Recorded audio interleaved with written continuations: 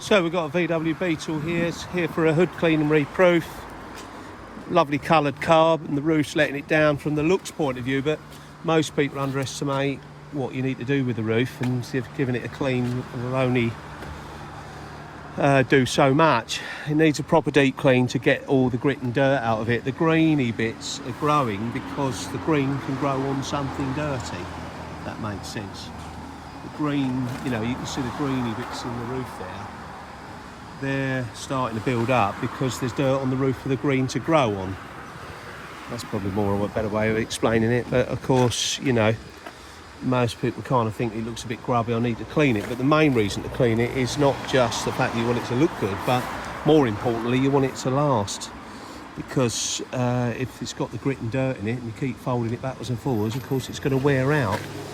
You don't think of it of wearing, but obviously shoes wear out because they're moving and flexing, and that's what happens to this when there's all grit and sand on them. They wear out a lot quicker. So we're going to make it all look pretty. Wait till you see what we can do with it. It's having the rubbers done as well, and we're going to flush the drains. There's little drain off areas like here, and also in the fronts of here. Most people don't realise what they're there for, but they take the water away. If you don't clean them, they will eventually block, and then you get water in the car. Also, the rubbers get a bit brittle and horrible. This in particular one has got all the dirt down the gaps. Again, it's where, I'll show you on the other side actually, but it's where, it's just washed and the dirt just keeps going in there. Look, can you see it there on the bottom of there? Look, the light's shining on it. All the way down there, right the way down, all the way across. And unfortunately, got a few chemical stains on this one as well, which is a bit of a shame, but that tends to happen when these car washes that they use the strong stuff on, and it can mark these metal. But I'll try and make the metal look a bit better, I'm sure we can, but sometimes they're permanent, these bloody stains, because the product they use is really quite powerful. But anyway, let's see what we can do with it. Look forward to doing it today.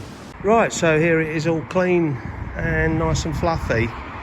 So it's got its original colour back and it feels lovely. It's not all, it's soft as it would have been from when it was new. There's no dust or grit in that. It's not quite dry here, it's just sun shines on it now, so it's just drying out the last few bits. But yes, the rubbers have all been done as well. All the drains are clear, and these strips now have got the special rubber conditioner products on there all the way around now, around the door shut. And these channels here, I don't know, most people don't realise, but there's little drains, they run down the A-pillars and stuff. They're all clear and they've been flushed, and then this rubber's here and all the rubbers underneath the doors are done.